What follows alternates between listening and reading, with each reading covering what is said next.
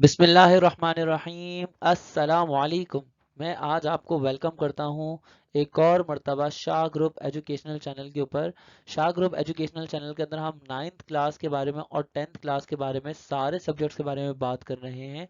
Personally मैं आपको 9th class की और 10th क्लास की केमिस्ट्री पढ़ाया करूँगा। तो हम 9th क्लास की केमिस्ट्री के अंदर चैप्टर नंबर 1 पढ़ रहे थे। आइए ज़रा बात करते हैं 9th क्लास केमिस्ट्री की, चैप्टर नंबर 1 जिसका नाम है फंडामेंटल्स ऑफ केमिस्ट्री। अभी हम फंडामेंटल्स ऑफ केमिस्ट्री के अंदर सारे लेक्चर्स पढ़ चुके हैं। फंडामेंटल्स ऑफ केमिस्ट्री में हमने पूरा चैप्टर नंबर 1 कंप्लीट कर लिया है। लेक्चर नंबर हम चैप्टर नंबर 1 कंप्लीट कर चुके हैं। लेक्चर नंबर कहाँ से कहाँ तक, लेक्चर्स नंबर कहाँ से कहाँ तक हम लोग पढ़ चुके हैं। लेक्चर नंबर 1 से लेकर हम लोग बात कर चुके हैं लेक्चर नंबर 10 तक, जिसमें हमने केमिस्ट्री की बुनियादी बातों से लेके केमिस्ट्री की ब्रांचेस, केमिस्ट्री की importance, molecular masses, formula mass, molar mass, number of moles के न्यूमेरिकल्स, और इस तरह से नंबर ऑफ मॉलिक्यूल्स के, नंबर ऑफ एटम्स के न्यूमेरिकल्स, ये सारी चीज़ें और जो कुछ हो सकता है एमसीक्यू समेत, शॉर्ट क्वेश्चन आंसर समेत, हमने सारी चीज़ें कवर की हैं लेक्चर नंबर 1 से लेकर लेक्चर नंबर 10 तक। अगर आपने वो वीडियोस नहीं देखी हैं तो आप वो वीडियोस जाकर चेकआउट कर सकते हैं। प्ले लिस्ट में सारी वीडियोस का लिंक मौजूद है नीचे डिस्क्रिप्शन के अंदर। आइए आज के दिन हम बात करेंगे लेक्चर नंबर 11 की और लेक्चर नंबर 12 की हम बात करेंगे। तो हम पहले ये पढ़ लेते हैं, समझ लेते हैं कि लेक्चर नंबर 11 में हम करने क्या वाले हैं। आज के दिन हम लेक्चर नंबर 11 करेंगे और लेक्चर नंबर 12 करेंगे। लेक्चर नंबर 11 के अंदर तो हम सीधा सीधा सारा का सारा कॉम्प्रीहेंसिव रिवीजन करेंगे, या ये समझेंगे कि इस पूरे चैप्टर के अंदर बुनियादी बातें हमने क्या सीखी थी, पूरा रिवीजन एक तरीके से। और फिर उसके बाद हम एमसीक्यूज तक का सफर करेंगे, ठीक है। तो चलिए शुरू करते हैं लेक्चर नंबर 11 को। लेक्चर नंबर 11 जो है वो ओवरव्यू ऑफ द चैप्टर है। पूरे चैप्टर का एक तरीके से ओवरव्यू है। इस चैप्टर के अंदर हमने क्या क्या चीजें पढ़ी हैं उन सब के बारे में। तो सबसे पहली चीज हमने इसके अंदर केमिस्ट्री की डेफिनेशन पढ़ी थी इस चैप्टर के अंदर। वो क्या है, केमिस्ट्री साइंस की वो ब्रांच है जिसके अंदर हम प्रॉपर्टीज के बारे में या कॉम्पोजिशन के बारे में या स्ट्रक्चर के बारे में बात करते हैं मैटर के, ठीक है। साथ साथ में केमिस्ट्री इस चीज के बारे में बात करती है कि उस मैटर के अंदर चेंजेस कैसे इन्वॉल्व होते हैं, वो मैटर के अंदर चेंजिंग्स कैसे आती हैं। वो केमिस्ट्री इन सारी चीजों के बारे में बात करती है। ये सब चीजें हमने लेक्चर 1 के अंदर डिटेल में पढ़ी थी। लेक्चर नंबर 1 आप जाकर चेकआउट कर सकते हैं, ठीक है। इसी तरह से अगर हम तो सेकंड बात की बात करें तो हमने पढ़ा था कि केमिस्ट्री की इंपॉर्टेंस क्या है। केमिस्ट्री हमारे एनवायरनमेंट में हर जगह है, मतलब हमारी सराउंडिंग में, हमारे एनवायरनमेंट में केमिस्ट्री हर जगह है। किसी भी जगह पे हमें केमिस्ट्री से छुटकारा नहीं है। और केमिस्ट्री ह्यूमैनिटी को, इंसानियत को दिन और रात फायदा पहुंचा रही है, खिदमत कर रही है केमिस्ट्री जो है वो। अब केमिस्ट्री का जो स्कोप है वो काफ़ी ज़्यादा बड़ा है, इसलिए केमिस्ट्री को बहुत सारी ब्रांचेस के अंदर डिवाइड किया गया है। फिजिकल केमिस्ट्री हो, या ऑर्गेनिक केमिस्ट्री है, या इनऑर्गेनिक केमिस्ट्री है, बायो केमिस्ट्री है, इंडस्ट्रियल केमिस्ट्री है, या न्यूक्लियर केमिस्ट्री है, या इन्वायरमेंटल केमिस्ट्री है, एनालिटिकल केमिस्ट्री है, मेडिसिनल केमिस्ट्री है, मेडिसिन की केमिस्ट्री है, क्वांटम केमिस्ट्री है, ग्रीन केमिस्ट्री है। तो ये बहुत सारी ब्रांचेज हैं, और इन सारी ब्रांचेज ऑफ केमिस्ट्री के बारे में, हर हर ब्रांच के बारे में मैंने बात की है, डिटेल में बात की है। सबका एक ब्रीफ ओवरव्यू दिया है अगेन लेक्चर नंबर 1 वाली वीडियो के अंदर। बल्कि लेक्चर 1 और लेक्चर नंबर 2 दोनों की वीडियो कंबाइन है, तो आप उस वीडियो के अंदर जाके चेक कर सकते हैं। ये वीडियो 1 के अंदर ये हमने पढ़ा था, ठीक है। वीडियो नंबर 1 में आपको मिल जाएगा। अब आगे बात करते हैं। अब हम मैटर की बात करेंगे। तो मैटर क्या चीज़ है?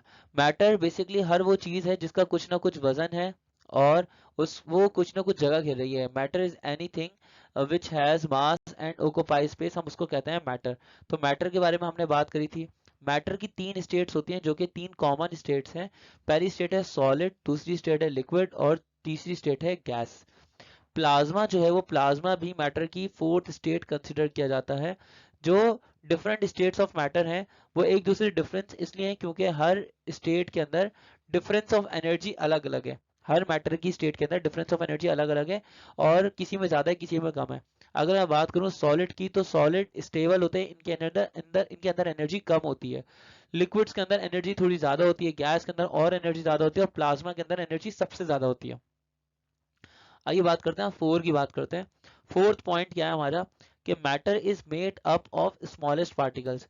मैटर जो है वो छोटे छोटे छोटे पार्टिकल्स से मिलकर बना हुआ है। उन छोटे छोटे पार्टिकल्स को हम कहते हैं एटम्स। एटम्स जो है वो बेसिकली एक मैटर का बेसिक यूनिट होता है, सबसे छोटा यूनिट होता है। एटम्स मैटर का बेसिक यूनिट होता है, और एटम्स की वजह से ही हम स्ट्रक्चर को पता कर पाते हैं, एलिमेंट्स की वजह से ही हम क्या कर पाते हैं, उस मैटर का स्ट्रक्चर पता कर पाते हैं। तो एटम्स हो या एलिमेंट्स हो, बेसिकली ये एलिमेंट्स जो एटम्स हैं, एटम्स होते हैं वो एलिमेंट्स का स्ट्रक्चर डिफाइन करते हैं और इस तरह से फिर वो कंपाउंड्स का स्ट्रक्चर डिफाइन करते हैं। ठीक है, हर चीज का स्ट्रक्चर एक दूसरे से अलग अलग होता है। अब ये चीज डिस्कवर हो चुकी है कि एटम जो है वो तीन बुनियादी पार्टिकल से मिलकर बने हैं, प्रोटॉन, न्यूट्रॉन और इलेक्ट्रॉन। दोस्तों मेरी एक बात याद रखिएगा कि प्रोटॉन, न्यूट्रॉन और इलेक्ट्रॉन ये फंडामेंटल पार्टिकल्स हैं। इनके अलावा भी और पार्टिकल्स डिस्कवर हो चुके हैं लेकिन वो फंडामेंटल नहीं है। जैसे कि अगर हम फोटोन की बात कर लें, हाइप्रोन की बात कर लें, या हम मीसॉन की बात कर लें, या हम क्वार्क्स की बात कर लें, इसी तरह से हम पॉजिट्रॉन की बात कर सकते हैं, इलेक्ट्रिनो की बात कर सकते हैं, न्यूट्रिनो की बात कर सकते हैं। ये बहुत अलग अलग किस्म के पार्टिकल्स हैं जो कि डिस्कवर हो चुके हैं इलेक्ट्रॉन, प्रोटॉन और न्यूट्रॉन के अलावा। मॉलिक्यूल क्या चीज होती है? मॉलिक्यूल बेसिकली किसी भी कंपाउंड का या किसी भी एलिमेंट का स्मॉलेस्ट पार्टिकल होता है। मॉलिक्यूल जो होता है वो स्मॉलेस्ट पार्टिकल होता है किसी भी एलिमेंट का या किसी भी कंपाउंड का, और इस मॉलिक्यूल के अंदर उस कंपाउंड की केमिकल प्रॉपर्टीज होती हैं या उस एलिमेंट की केमिकल प्रॉपर्टीज होती हैं उस मॉलिक्यूल के अंदर। ठीक है, मॉलिक्यूल किस चीज से मिलकर बनते हैं? मॉलिक्यूल्स एटम से मिलकर बनते हैं। और मॉलिक्यूल्स आपस में जुड़ते कैसे हैं? मॉलिक्यूल्स आपस में जुड़े रहते हैं थ्रू केमिकल बॉन्डिंग। ये with the help of chemical bond एक दूसरे से जुड़े रहते हैं। These bonds are a result of sharing और exchange of electron among atoms. ये बॉन्ड कैसे बनते हैं? ये बॉन्ड ऐसे बनते हैं कि दो एटम्स के दरमियान में या तो इलेक्ट्रॉन्स की शेयरिंग होती है या इलेक्ट्रॉन्स लूज होते हैं और गेन होते हैं, यानी ट्रांसफर ऑफ इलेक्ट्रॉन होता है। तो इस तरह से ये बॉन्ड्स बनते हैं और इन बॉन्ड्स के नतीजे में मॉलिक्यूल्स फॉर्म होते हैं। मॉलिक्यूल्स मोनो एटॉमिक हो सकते हैं, डायटॉमिक हो सकते हैं, ट्राई एटॉमिक हो सकते हैं, पॉली एटॉमिक हो सकते हैं, होमो एटॉमिक और हेट्री एटॉमिक भी हो सकते हैं।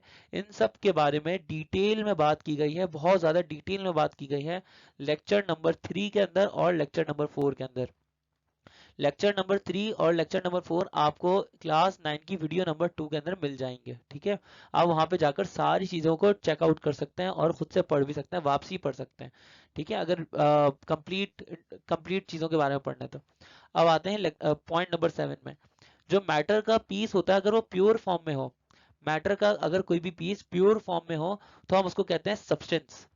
और हर सब्सटेंस की एक फिक्स कॉम्पोजिशन होती है और उस सब्सटेंस की स्पेसिफिक प्रॉपर्टीज होती हैं। यानी कि हर सब्सटेंस एक अलग इंग्रेडिएंट लगता है, फिक्स इंग्रेडिएंट रखता है, फिक्स कॉम्पोजिशन रखता है और उसकी बिल्कुल अलग किस्म की खुसूसियात होती हैं। हर सब्सटेंस की या हर एलिमेंट की, आप कह सकते हैं हर एलिमेंट की फिजिकल और केमिकल प्रॉपर्टीज अलग अलग होती हैं। ठीक है, आइए आगे बढ़ते हैं, 8th पॉइंट को रीड करते हैं। 8th पॉइंट के अंदर कहा जा रहा है कि जो एक एलिमेंट है, एलिमेंट एक सब्सटेंस होता है। एलिमेंट एक सब्सटेंस की एक टाइप है। एलिमेंट जो है वो सब्सटेंस की एक टाइप है जो कि प्योर सब्सटेंस की एक टाइप है और ये सेम टाइप के एटम से मिलकर बना होता है। सेम टाइप के एटम से मिलकर एलिमेंट बनता है और उस एटम्स के अंदर सेम टाइप के एटम्स है तो एटॉमिक नंबर भी उनका सेम होगा और उन एटम्स को मजीद दूसरे सब्सटेंसेस के अंदर नहीं तोड़ा जा सकता एक ऑर्डिनरी केमिकल रिएक्शन के थ्रू। यानी हाइड्रोजन का जो एक एटम है, हाइड्रोजन का एटम सिंपल तरीके से नहीं तोड़ा जा सकता। हाइड्रोजन का एटम जो है वो ऑर्डिनरी तरीके से नहीं तोड़ा जा सकता। इलेक्ट्रॉन, प्रोटॉन और न्यूट्रॉन में तोड़ा जा सकता है लेकिन उसके लिए एक्स्ट्रा ऑर्डिनरी मेथड्स रिक्वायर्ड है। वो आर्टिफिशियल रेडियो एक्टिविटी का टॉपिक कहलाता है। ठीक है, वो ऑर्डिनरी मेथड नहीं है। अब एलिमेंट जो है वो नेचर के अंदर पाए जाते हैं, कुदरती तौर पे पाए जाते हैं, फ्री स्टेट में भी पाए जाते हैं और ये कंबाइंड स्टेट के अंदर भी पाए जाते हैं। ये सॉलिड स्टेट के अंदर भी पाए जाते हैं, ये लिक्विड में भी पाए जाते हैं और ये गैसेस के अंदर भी पाए जाते हैं। कितने एलिमेंट्स अभी तक डिस्कवर हो चुके हैं? तकरीबन 118 एलिमेंट्स, 118 एलिमेंट्स डिस्कवर हो चुके हैं टिल डेट। आज तक की तारीख के अंदर 118 एलिमेंट्स डिस्कवर हो चुके हैं। आइए आगे बढ़ते हैं। अब हम बात करते हैं सिंबल। सिंबल्स किसने दिए? सिंबल बेसिकली, सिंबल फॉर्मूला एक एब्रीविएशन है एलिमेंट को रिप्रेजेंट करने के लिए। पूरा पूरा एलिमेंट लिखने के बजाय हम उसका सिंबल लिखते हैं। जैसे कॉपर है तो हम कॉपर के बजाय Cu लिख लेते हैं। अगर आयरन है तो आयरन के बजाय Fe लिख लेते हैं। ये जो सिंबल है, ये सिंबल देने वाले शख्स का नाम था बर्जीलियस। बर्जीलियस ने सिंबल्स को इंट्रोड्यूस किया था केमिस्ट्री के अंदर। ठीक है, अब ये एक सिंबल जो है वो उठाया जाता है कहाँ से? ये एलिमेंट के नाम से उठाया जाता है ये सिंबल। अभी एलिमेंट का नाम इंग्लिश में भी देखा जा सकता है, एलिमेंट का नाम लातीनी जुबान के अंदर भी देखा जा सकता है और एलिमेंट का नाम ग्रीक के अंदर भी देखा जा सकता है। अब उस एलिमेंट के नाम के हिसाब से हम सिंबल का फॉर्मूला बनाते हैं, यानी सिंबल्स देते हैं, ठीक है। अगर एक लेटर देना है तो हम उसको कैपिटल में देंगे, जैसे कि हाइड्रोजन के लिए हम कैपिटल एच यूज करते हैं। अगर एक लेटर देना है तो हम कैपिटल लेटर्स यूज करते हैं, जैसे hydrogen capital H for hydrogen, carbon है तो carbon capital for carbon, sulphur है तो sulphur capital S for sulphur, nitrogen है तो कैपिटल एन फॉर नाइट्रोजन। अगर दो लेटर्स का सिंबल देना है, दो लेटर्स का सिंबल देना है तो पहला लेटर जो होगा कैपिटल होगा और दूसरा लेटर जो होगा वो स्मॉल होगा, सही है। जैसे कि सोडियम है, सोडियम के अंदर पहला लेटर जो है Na के अंदर पहला लेटर कैपिटल है N और दूसरा लेटर स्मॉल है A, ठीक है। अब हम बात करते हैं फर्दर, अगर हम क्रोमियम की बात करते हैं, क्रोमियम के अंदर भी क्या है, क्रोमियम के अंदर भी Cr है, पहला लेटर कैपिटल है और दूसरा लेटर स्मॉल है। अगर हीलियम की बात करेंगे तो पहला लेटर कैपिटल दूसरा लेटर स्मॉल। जिंक की बात करें तो Zn में पहला लेटर Z कैपिटल और N स्मॉल। जब दो या दो से ज्यादा एलिमेंट्स कंबाइन होते हैं या कंपाउंड फिजिकली फॉर्म होते हैं तो एक फिक्स रेशियो के बगैर अगर कंबाइन होंगे, एक फिक्स रेशियो के बगैर अगर कंबाइन होंगे फिजिकल तरीके से, तो वो कहलाएगा मिक्सचर। लेकिन इस मिक्सचर के अंदर कंपोनेंट्स अपनी केमिकल प्रॉपर्टीज को रिटेन करते हैं, चेंज नहीं होती उनकी केमिकल प्रॉपर्टीज। मिक्सचर जो है वो सेपरेट भी किया जा सकता है फिजिकल मेथड्स के थ्रू, फिल्ट्रेशन के थ्रू मिक्सचर्स को अलग किया जा सकता है, एवापोरेशन के थ्रू मिक्सचर्स को अलग किया जा सकता है, डिस्टिलेशन के थ्रू मिक्सचर्स को अलग किया जा सकता है और क्रिस्टलाइजेशन के थ्रू मिक्सचर्स को अलग किया जा सकता है। कंपाउंड्स को अलग नहीं किया जा सकता। अब देखें, ये जो मिक्सचर और कंपाउंड वाली बात थी ना, ये भी हमने बात की है लेक्चर नंबर 6 और 7 के अंदर, आप वहां पे जाके चेकआउट कर सकते हैं, ठीक है, वीडियो नंबर 3। अब बात करते हैं एमसीक्यू पॉइंट नंबर 10 की। पॉइंट नंबर 10 के अंदर कहा जा रहा है कि एटॉमिक नंबर क्या होता है। Atomic number basically number of protons है। एटॉमिक नंबर जो है वो नंबर ऑफ प्रोटॉन्स है, नंबर ऑफ प्रोटॉन्स जो कि किसी भी एलिमेंट के एटम के न्यूक्लियस में मौजूद होंगे। जैसे कि अगर मैं सोडियम की बात करूं तो सोडियम के अंदर 11 प्रोटॉन्स हैं, 11 प्रोटॉन्स हैं, तो ये सोडियम का एटॉमिक नंबर बन जाएगा 11, ठीक है। अब एटॉमिक नंबर को हम Z से शो करते हैं, एलिमेंट का जो एटॉमिक नंबर होता है हम उसको Z से शो करते हैं, ठीक है। All atoms of an element, एक एलिमेंट के जितने भी एटम्स होंगे उन सबका एटॉमिक नंबर सेम होगा। एक एलिमेंट के जितने भी एटम्स होंगे उन सबका एटॉमिक नंबर सेम होगा, क्योंकि उन सब में नंबर ऑफ प्रोटॉन्स की तादाद सेम होगी। लेकिन अगर मैं बात करता हूँ एटॉमिक मास की, तो एटॉमिक मास होता है number of proton plus number of neutron जो कि किसी भी एटम के न्यूक्लियस में मौजूद होता है। फॉर एग्जांपल, अगर मैं सोडियम की बात करूंगा तो सोडियम के पास 11 प्रोटॉन है और 12 न्यूट्रॉन्स हैं, ठीक है। तो इनका मास नंबर क्या हो जाएगा, मास नंबर हो जाएगा 11 प्लस 12 यानी कि 23। ये इसका मास नंबर हो जाएगा। मास नंबर को हम ए से शो करते हैं, ठीक है। तो यहाँ पे यही लिखा हुआ है कि मास नंबर को हम ए से शो करेंगे और इसका निकालने का फॉर्मूला होगा कि एटॉमिक नंबर में या नंबर ऑफ प्रोटॉन में आप न्यूट्रॉन्स को ऐड कर दें, A equal to Z plus N. N यहाँ पे क्या कहलाता है, एन कहलाता है number of neutrons. Atomic mass को, किसी भी एलिमेंट के एटॉमिक मास को अगर हम ग्राम के अंदर रिप्रेजेंट करेंगे तो फिर वो कहलाएगा ग्राम एटॉमिक मास, और ग्राम एटॉमिक मास 1 मोल के बराबर होता है। अगर आपने इन सब चीज़ों को कॉपी करना है तो आप कॉपी कर सकते हैं, ये वीडियो को पॉज करके मैं ये सारी डेडलाइंस को मिटा देता हूँ जो मैंने समझाने के लिए यूज़ की थी, ठीक है। अब मैंने यहाँ पे मिटा दिया है, अब आप इसको कॉपी कर सकते हैं। आइए आगे बढ़ते हैं, पॉइंट नंबर 12 पे चलते हैं। पॉइंट नंबर 12 के अंदर कहा जा रहा है मॉलिक्यूलर मास किसी भी एलिमेंट का या किसी भी कंपाउंड का ग्राम के अंदर रिप्रेजेंट किया जाए तो वो कहलाता है ग्राम मॉलिक्यूलर मास। किसी भी कंपाउंड का या किसी भी एलिमेंट का अगर हम मॉलिक्यूलर मास ग्राम के अंदर रिप्रेजेंट करेंगे तो वो कहलाएगा ग्राम मॉलिक्यूलर मास। ये भी 1 मोल के बराबर होता है। इसी तरह से आयोनिक कंपाउंड्स होते हैं, आयोनिक कंपाउंड्स का फॉर्मूला मास, आयोनिक कंपाउंड्स का फॉर्मूला मास अगर हम उसको ग्राम के अंदर रिप्रेजेंट करेंगे तो वो कहलाएगा ग्राम फॉर्मूला मास। ये भी 1 मोल के बराबर होता है, ठीक है। अच्छा, एटॉमिक मास हो या मॉलिक्यूलर मास हो या फॉर्मूला मास हो किसी भी सब्सटेंस का, अगर हम उसको ग्राम में रिप्रेजेंट करेंगे तो हम इसको 1 मोल के बराबर समझते हैं, या हम इसको 1 मोल कहते हैं, ठीक है ना। ये मोल की डेफिनेशन है, बहुत इंपॉर्टेंट डेफिनेशन है, ठीक है। ये आगे बढ़ते हैं। एवोगाड्रो, एवोगाड्रो नंबर बड़ा मशहूर है एवोगाड्रो साइंटिस्ट की वजह से। एवोगाड्रो एक इटालियन साइंटिस्ट है। इन्होंने क्या किया था, इन्होंने नंबर ऑफ एटम्स को कैलकुलेट किया था, या नंबर ऑफ मॉलिक्यूल्स को, या नंबर ऑफ आइंस को कैलकुलेट किया था जो कि प्रेजेंट होते हैं एक मोल के अंदर। तो उसकी वैल्यू इन्होंने कही कि इसकी वैल्यू होती है 6.02 एक्सपोनेंशियल 23। उनकी इस वैल्यू को रिप्रेजेंट किया जाता है एवोगाड्रो नंबर से, Na से रिप्रेजेंट किया जाता है, ये कहलाता है एवोगाड्रोज नंबर। ठीक है, तो एक मोल के अंदर कितने पार्टिकल्स होते हैं, 1 मोल के अंदर होते हैं 6.02 एक्सपोनेंशियल 23 पार्टिकल्स। एक मोल के अंदर इतने पार्टिकल्स मौजूद होते हैं। ये जो नंबर है, ये नंबर कहलाता है एवोगाड्रो नंबर। इसको कैपिटल एन और सबस्क्रिप्ट में कैपिटल ए से शो करते हैं। आइए आगे बढ़ते हैं, इसको कॉपी करना तो आप कॉपी कर सकते हैं। अब हम बात करेंगे किस चीज की, एमसीक्यूज की। हमारा फेवरेट एमसीक्यूज का टॉपिक है, ये आपका टेस्ट है। आपका टेस्ट है, आपने टेस्ट देना है। मैं काउंट करूंगा 1 2 3 और आपने 13 तक की गिनती के अंदर अपना अपना आंसर बताना है। ठीक है, तो यहाँ पे लिखा हुआ है branch of chemistry that deals with the hydrocarbons. Chemistry की वो ब्रांच बताएं जो कि हाइड्रोकार्बन से डील करती है। आपके पास ऑप्शंस हैं industrial chemistry, inorganic chemistry, organic chemistry, physical chemistry. Now मैं काउंट करने लगा, 1 2 3, और आपका आंसर बिल्कुल सही है। आपने पहचाना भाई, organic chemistry. Organic chemistry chemistry की वो ब्रांच है जिसमें हम हाइड्रोकार्बन्स के बारे में बात करते हैं। तो यही हमारा आंसर है। बेहतरीन हो गया। लेक्चर नंबर 12 के अंदर आपका टेस्ट चल रहा था। आइए आगे बढ़ते हैं। नेक्स्ट एमसीक्यू की बात करते हैं। नेक्स्ट एमसीक्यू के अंदर कहा जा रहा है which one of the following can be separated by physical means. इनमें से कौन सी चीज ऐसी है जिसको हम सेपरेट कर सकते हैं फिजिकल तरीके से। तो फिजिकल तरीके से हम सेपरेट कर सकते हैं, एक सेकंड एक सेकंड, ऐसे थोड़ी, मिक्सचर भी हो सकता है, एलिमेंट भी हो सकता है, कंपाउंड भी हो सकता है, सब्सटेंस भी हो सकता है।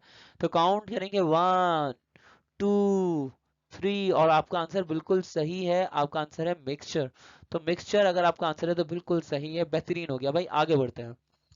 नेक्स्ट एमसीक्यू हमसे पूछा जा रहा है study of laws and principles. अगर हम लॉज और प्रिंसिपल की स्टडी की बात करें जिसकी वजह से कॉम्बिनेशन ऑफ एटम्स होते हैं, एटम्स कंबाइन होते हैं या मॉलिक्यूल्स कंबाइन होते हैं केमिकल रिएक्शन के अंदर, तो वो लॉज या प्रिंसिपल्स हम कौन सी केमिस्ट्री के अंदर पढ़ते हैं। हम काउंट करेंगे 1 2 3, और बेहतरीन, आपने बिल्कुल सही पहचाना और इसका आंसर है फिजिकल केमिस्ट्री। अगर आपने फिजिकल केमिस्ट्री पहचाना था तो बिल्कुल सही पहचाना था। आइए आगे बढ़ते हैं, और ये हमारा लास्ट एमसीक्यू है। लास्ट एमसीक्यू के नाम से कहा जा रहा है which one of the following gases is use for respiration. सांस लेने के लिए भाई कौन सी गैस यूज की जाती है। भाई इसका आंसर तो कोई भी बता सकते हैं, इसलिए काउंट करने का भी कोई फायदा नहीं है। इसका आंसर है ऑक्सीजन। ऑक्सीजन हमारा आंसर है। स्टूडेंट्स, आज हमारा चैप्टर नंबर 1 फाइनली एंड हो गया है। Chapter number 1 finally ended. Chapter number 1 जो है वो फाइनली खत्म हो गया है। और चैप्टर 1 के अंदर हमने लेक्चर नंबर 1 से लेकर लेक्चर नंबर 12 तक स्टडी किया। और इन सारी वीडियो हमने इन सबको डिवाइड किया तकरीबन ऑलमोस्ट 7 वीडियोस के अंदर। 7 वीडियोस के अंदर हमने ये सारे लेक्चर्स को कवर किया है। आई होप कि आपको चैप्टर 1 के अंदर काफ़ी अंडरस्टैंडिंग मिली होगी और काफ़ी ज़्यादा फायदा हुआ होगा। तो अगर आपको ये हमारी वीडियोस पसंद आती हैं तो आप हमारे चैनल को, शाह ग्रुप एजुकेशनल चैनल को आप सब्सक्राइब कर दें और बेल आइकन को प्रेस करना ना भूलिएगा। या आप अगर ऐप के अंदर देखना चाहते हो तो आप ऐप भी डाउनलोड करके चेक कर सकते हैं। तो sir Tauseef Shah Peoples Academy के नाम से ये ऐप है, वहाँ पे जाके आप चेकआउट कर सकते हैं। अपना ख्याल रखिएगा। ओके, अल्लाह हाफिज़। Thank you so much for watching.